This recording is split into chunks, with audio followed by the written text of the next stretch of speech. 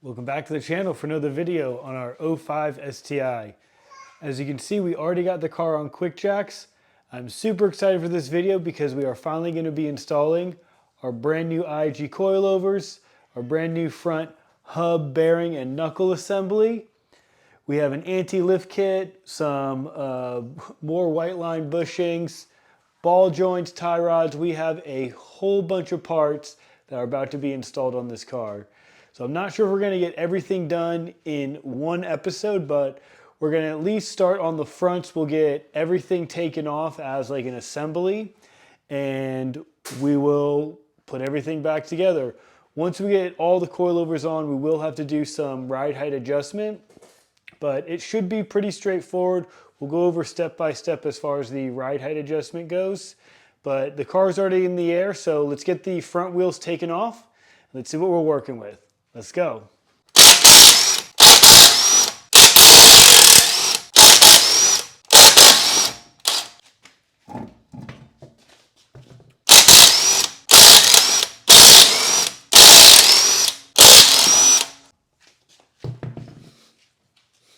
All right, we got our wheels taken off on both sides, so you can see kind of what we're working with here. Got a rusty old strut. It is of course, the original strut and original end link, tie rods, ball joint. So we're going to clean up the aluminum control arm. So we'll get that wire brush and everything, and we will polish it and clear coat it to make sure it stays shiny for a long time.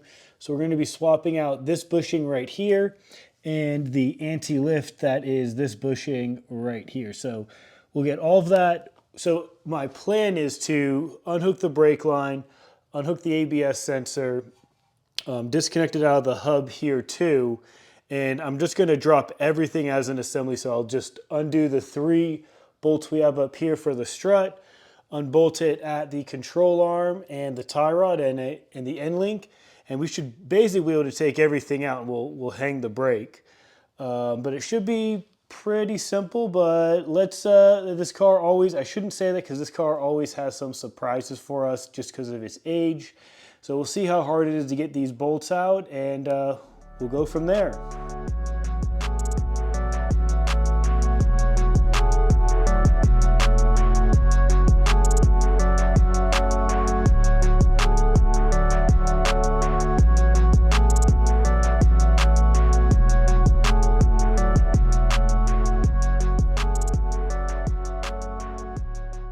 And to catch you guys up, we have been working. So we got the tie rod disconnected. I tried loosening it. It does spin, but I can't spin it off. So probably have to apply some heat so we can get that thing off. Didn't try the end link yet. Got the axle nut off. And the first thing that broke so far is our wheel speed sensor. I should have expected this, as these are original sensors and everything, and it's in this hub that is just not in the greatest condition, and that's why we're putting brand new stuff on. But we're going to have to order a new wheel speed sensor for the driver's side. I did just look at the passenger side, and it's probably going to be the exact same thing. So we're probably going to order up 2 sensors once I break the other one on the other side. But let's continue on and see what else we can take off.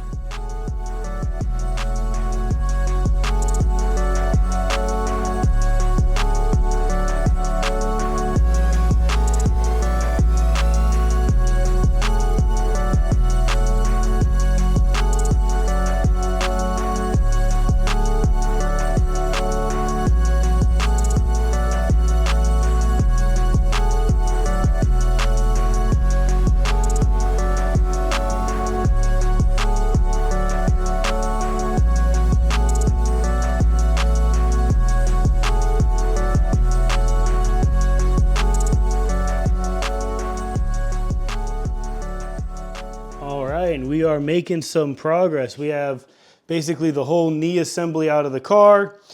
The rotors just the calipers just hung right now, but we got everything out right now.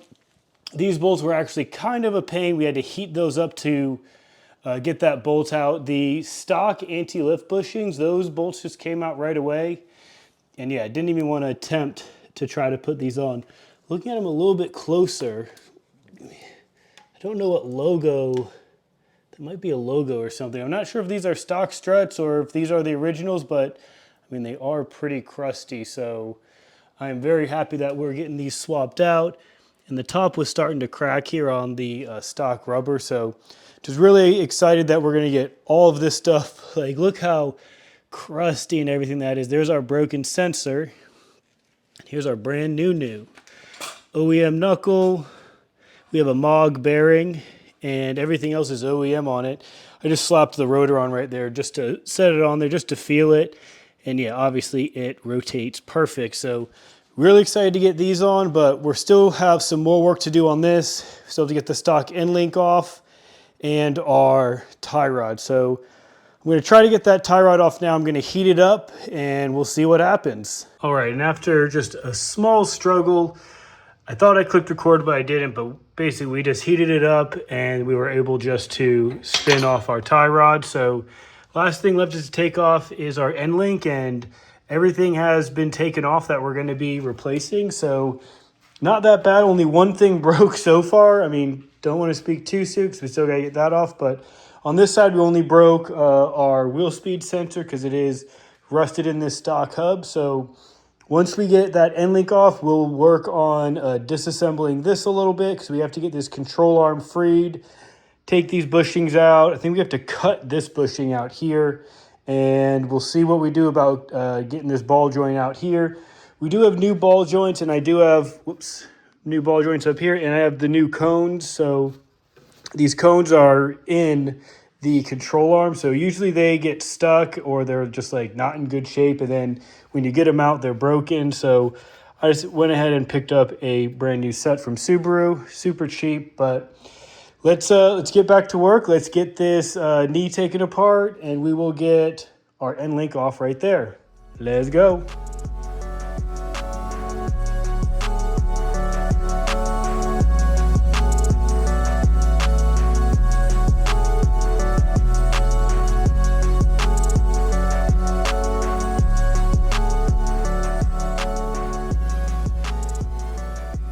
All right, and just like true fashion like this car, we failed. So we ended up just taking the sway bar off, and I was thankful that we didn't break any of the sway bar mounts because if you remember on the rear, they broke in the frame and we had to get those extracted and we couldn't do it. On the front, we were able to take everything off without breaking. There is a stud and a bolt. So a stud and then a nut and then a bolt on the other side. Everything was able to come off. Same thing with this. Everything was able to come off pretty easily.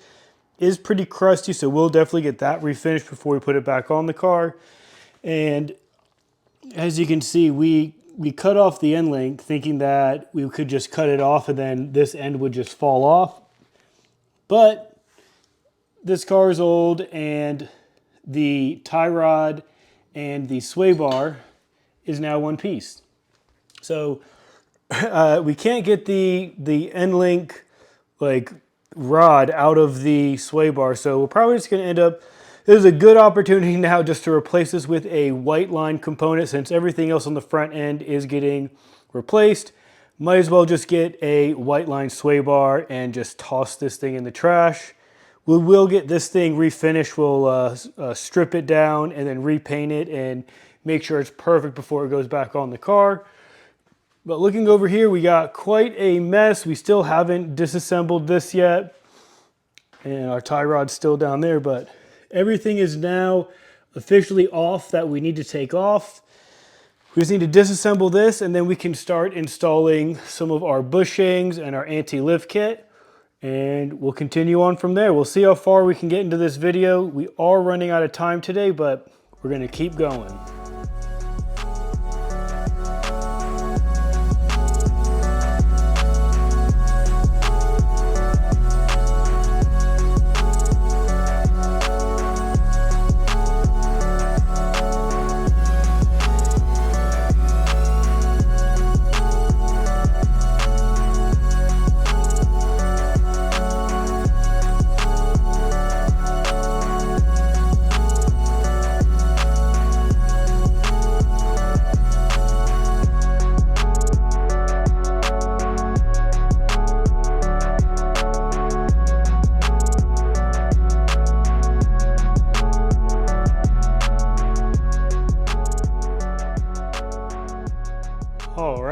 back in the garage. After that little time lapse, you saw that we got the control arms all polished up and shiny. I just got the white line anti-lift kit just mocked up so we don't get the right and left side confused. I got our jack plate, which was right under there. We got that all cleaned up. That was very filthy, but all cleaned up now. I did just test fit the bushings.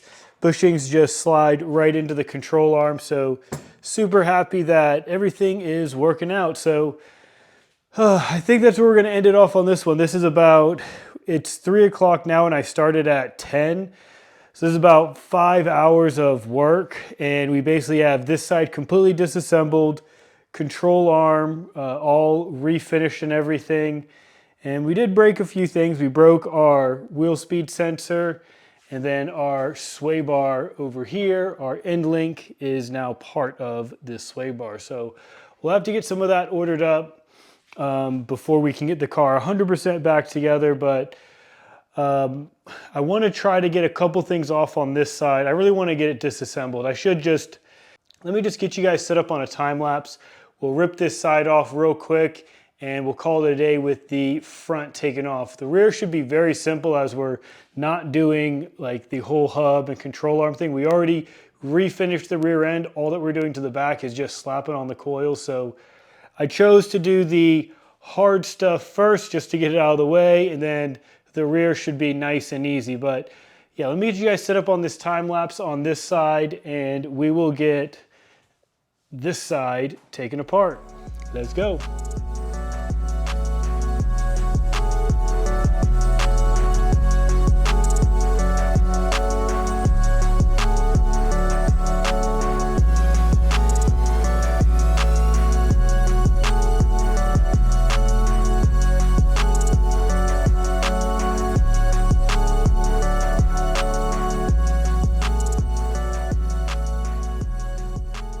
All right, and after that time lapse, we finally got the knee out. So this side was a little bit more tricky. I didn't even attempt to take out the wheel speed sensor, so I'll try to take that out now since it's off the car.